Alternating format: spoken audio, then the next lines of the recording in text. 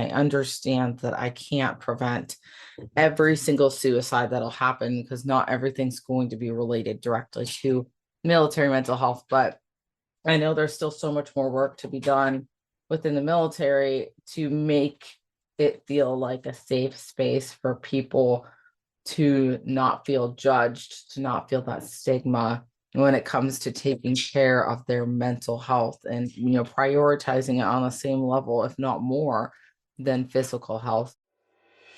Welcome to Your Story Doesn't End Here, the mental health podcast of military and veterans who refuse to be silenced. I'm your host, Rachel, and my mission with this podcast is to be a voice for those who don't have a voice, bring awareness to mental health issues, provide value and solutions, and to change the culture when it comes to mental health within the DoD organizations. Hey everyone, Rachel here. I wanted to do an episode today talking about dealing with grief. I recently had a former coworker from the Navy take his life, and it's really disheartening for me on multiple forefronts. Because I lost a friend, someone that, man, when this individual first checked into the command, I didn't ever see any signs of him being depressed or struggling with anything. Obviously, that's going to look a little different from person to person, but it's even outside of the people that I know. Anytime I hear that another person passed from suicide in any branch of the military, it hurts just a little more because the work that I do as a mental health advocate and activist is to fight so hard so that people don't have to feel like they're in a position where they have to take their life. And I understand that I can't prevent every single suicide that'll happen because not everything's going to be related directly to military mental health. But I know there's still so much more work to be done within the military to make it feel like a safe space for people to not feel judged, to not feel that stigma when it comes to taking care of their mental health and, prioritizing it on the same level, if not more, than physical health. So anyway, I wanted to do this episode to talk about grief and talk about death and just kind of have an open discussion about it. And so, I remember one of the first couple times in my life that I really remember dealing with death of someone outside of family slash a loved one. I was in fifth grade, and there was a girl who had, I want to say it was a form of cancer, and she passed away. And I really didn't know her super well. I only met her a handful of times. Most of the time she wasn't actually in school. She was going through treatment. But I remember hearing when she passed and feeling it so deeply. And I really, really felt like she was a friend. And, I just remember at the time giving a card to the family and feeling like that's really all I could do. The second death in my life that I can distinctly remember was that of a coworker at one of my favorite jobs that I ever worked. And that one hit me pretty hard. And, you know, as I go through all these instances in my life, as I remember the different deaths that happened and how I've processed them and what I've done and different coping mechanisms, I realize that it looks a little different from person to person, even for me personally. I mean, how strong was our relationship? What did our last few interactions look like? How attached to that person was I? There are so many different factors that come to play when it comes to how we deal with grief and the loss of really anyone. There's people that I've never met in my life that I've felt the pain of their passing as if I knew them personally. And I'm a huge empath. So, the way that I process something might be different than someone who deals with grief by being really silent or, internalizing, or, someone who really isn't affected by that. Some people are very spiritual and can still, communicate on the other side. And so they are a lot more at peace with death than other people. Yeah, but I think all in all, it's so important to recognize that how we deal is going to look a little different from person to person. And then also on top of that, it's going to look a little different as, as we compare how we relate to the person that passed on to the next life. And so acknowledging that it's okay if sometimes we need a little more time and process it a little differently. And sometimes it's okay if we are at peace pretty early on. And so, with that, I did a little bit of digging and a little bit of research on grief and ways to cope when someone dies. And a lot of the stuff you find on the internet is very cookie cutter. You have like the 7 stages of grief, whatever have you. I didn't really resonate with a lot of them, but one thing that I did resonate with was an article. It's actually on kidshealth.org, funny enough.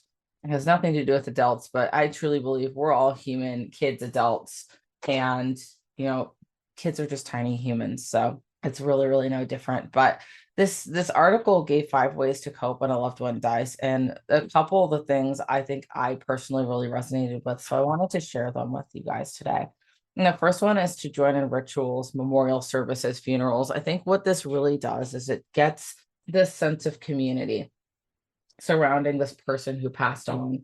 And it gives us that ability to close that chapter and to get that closure, to know that we've honored this person who's passed on. Because death, I mean, if you look from culture to culture, death is really a beautiful thing in its own way, right? Like it's so heartbreaking and it's sad because especially when someone passes at a younger age, like man, like I always think they had so much life ahead of them.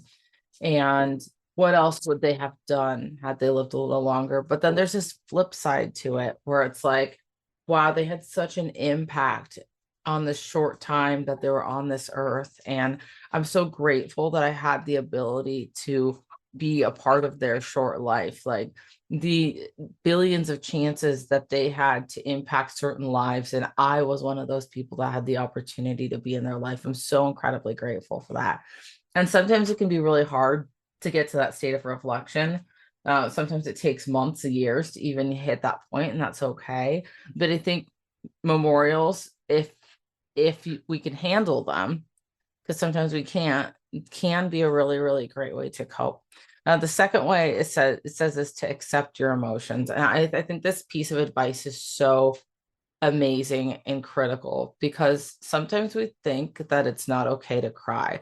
Sometimes we think that maybe it's taking too long to process certain emotions and we should be okay. And like I said earlier, everyone processes emotions so differently that if we need to cry, that's okay. Crying is actually releasing a lot of those stress hormones, a lot of that pent up anxiety. It's a way to release, and it's an incredibly beautiful way to release. And, there have been times in my life that I've just cried for no reason. But when I feel that urge to cry, I used to, when I was younger, really hold back on it. And I still to this day hate crying in front of groups of people. For me, it's a very private, personable thing. If I can, let it be. But recognizing that whatever your emotional processing looks like, if you need to go like to one of those rage rooms and just let loose, do that. If you need to cry, do that. If laughing is how you process emotions, even in a state of grief, do it. Then don't feel ashamed for your personal feelings, because it's okay. So, and then again, on the other side, if it takes you longer, if years down the road you're still grieving, that's also okay. So the third step is to talk about it when you can. I've always been such a huge talker. Not everyone's a talker though. So know that, know your audience. If you are a talker and you want to go talk to someone about something that happened and they're really not jiving because they're not a talker and that's not how they process, that's okay. But, finding a therapist, a trusted friend, a coach, another coworker who maybe knew that person, or, however your situation looks, if you need to talk, talk, please. Don't keep the emotions pent in. or is to preserve the memories. This, of course, is going to look completely different for everyone. For some people like to build like little shrines or little memorials. Some people just like to keep that one keepsake. For me, something that I find that I like to do a lot, even if I wasn't friends with this person on social media, I like to go to people's social medias and just kind of honor them that way. So it might sound a little weird to some of you, or maybe some of you do this yourselves too, but I just like to go to their social media and use it as almost a celebration of their life. Like, look at all the beautiful moments that they lived and what memories do we have together. And just kind of like replaying moments of their life in my head. Like, if we were in the military together, did we go on a detachment? What cool moments did we have? What things were funny? What things were not funny? Like, just replaying those memories.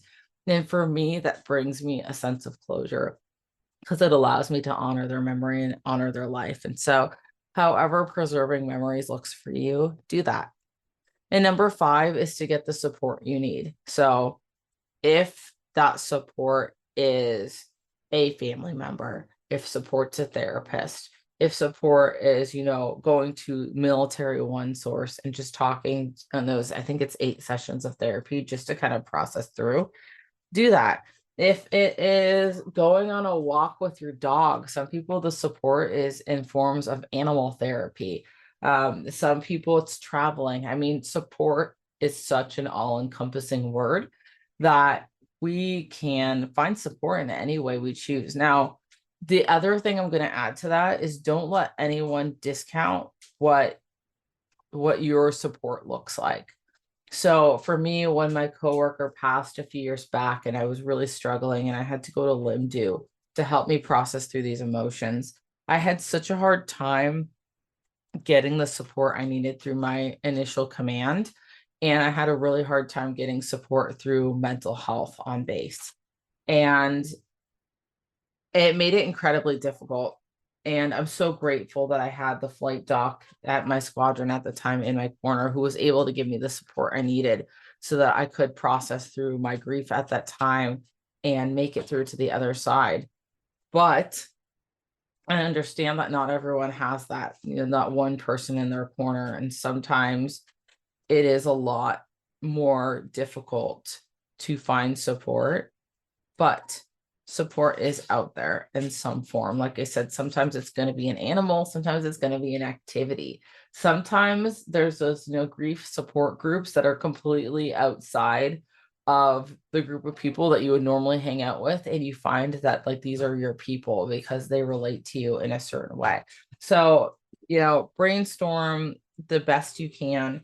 Or if you can't, if it's too much, if it's overwhelming, then just find something that's familiar to you and lean towards that. I highly, highly discourage, the negative forms of support like drinking, drug use, doing something erratic because it might feel really good in the moment, but overall, it's the destructiveness of it leaves more of a negative impact on our lives.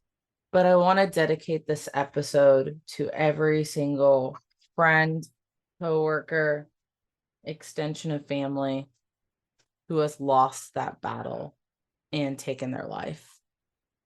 And I want to dedicate it to every single military member, every veteran who is struggling with their mental health right now. I want you to know that you are not alone. You are not alone, that there is support out there, but I understand if you're in a position where support is not available to you. I understand. And resources are out there. Please reach out if you need help at all. We love you. You are valuable. You are making such an impact on this world, whether you realize it or not. And you have so much more to your story. I promise you, you have so much more to your story. But I want to dedicate this episode to you. If you're that person and you're just having such a hard time right now. And, there's 988. That's an option if you're in a state of crisis and you are feeling like like it's too much and it's too heavy. But reach out to friends, reach out to family, reach out to someone who's trusted, reach out to a stranger on the internet if you need to. But please know that there are people that are fighting for you. If you are active duty, there are people that are fighting for you so that your conditions can be better. So that's really it. That's all I wanted to chat about today. Just kind of wanted to talk about where I'm at. It's hard.